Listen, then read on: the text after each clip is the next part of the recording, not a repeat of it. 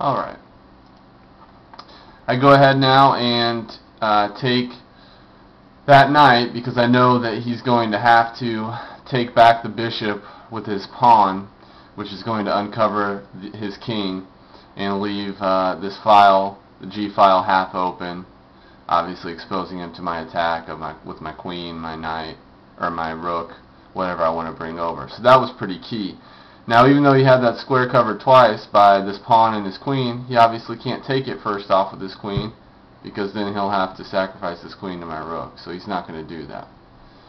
But he's now forced to take it because now his queen's being threatened. I go ahead and take it. He takes it back. Now I chose to bring my queen out at this point, putting him in check. And I knew that he was going to play this well. He was going to defend himself, and he's obviously going to have to back up here to H1. But I didn't want him to try any type of tricky moves where maybe he would move his queen up or his king up to G2, then move his rook over, and then back away once I put him in check and back towards the center, defending himself. So I knew if I put the pressure on there, he would be forced to move into this back corner, and then I could pretty much take control from there. I had him backed in the corner, and it was going to be tough. He was still well defended, but that was my logic for doing that. So I had him pretty much controlled there. He's in the corner. My queen's controlling that file for now. So I decided to develop my pawns. Now you can see I completely own the center of the board.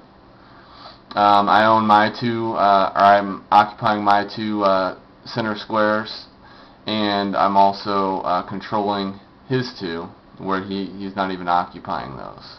So that's key right there. I mean, I have his king in trouble, and then I'm also dominating the center of the board. He moves his rook over, so now my queen is going to have to evacuate that file, which she does. Now, you notice that he chooses to move his knight over to the edge of the board, which is not normally a move you want to do. He didn't have a lot of choices. He couldn't move it really anywhere else, because if he moves it right here, it's going to be taken by a pawn. He moves it over here, it's going to be taken by a pawn. So this was the only real free square that he could move it and advance into my territory and threaten any of my pieces. And he had to compromise and put it on the edge of the board, which is a mistake, and you'll see how I handle that. I moved my bishop back. Now, obviously before, it was not protected by any of my other pieces or pawns. So it would have been taken outright if I had not moved it. So now I moved it. It can still be taken, but it is protected by both of these pawns. And I like this move a lot because I still wanted to control this diagonal right here. And I can do that just the same with the bishop there, just back a square. And if he takes it, then what I intended on doing was taking it with my A pawn, even though I could technically take it with my C pawn and restore my classical pawn structure. If he did that, I would take it with my A pawn, and then I would free up this file here for my rook, and I would bring my rook down to where the knight was, and then I would eventually bring it over here to help with this attack. But he didn't choose to do anything with that. He just wanted to keep that option open for himself so he can take that bishop. But you'll see that becomes key later. He brings his rook over. Now he's making a play on the center square, on the E5 square. As you can see, though, I have it pretty well defended. I've got my queen and my rook covering it, and I can also bring my other rook over if I wanted to. Decided here the best move was to get my king out of this G file and get it behind my queen and my rook here. And I also want to try to get him towards the center, preparing for the end game, and that's where I want him.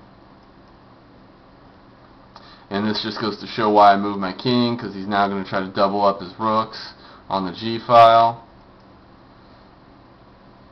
I'm preparing to counter that. Instead of bringing my rook over here on the e-file, I bring it on the g-file, and because I know he's going to try to make a play on one of these squares back in my territory here, because he knows I can't take it with my queen or my king, and he's going to be doubled up, so he's going to make a play there. So I'm preempting that and bringing my rook over to defend.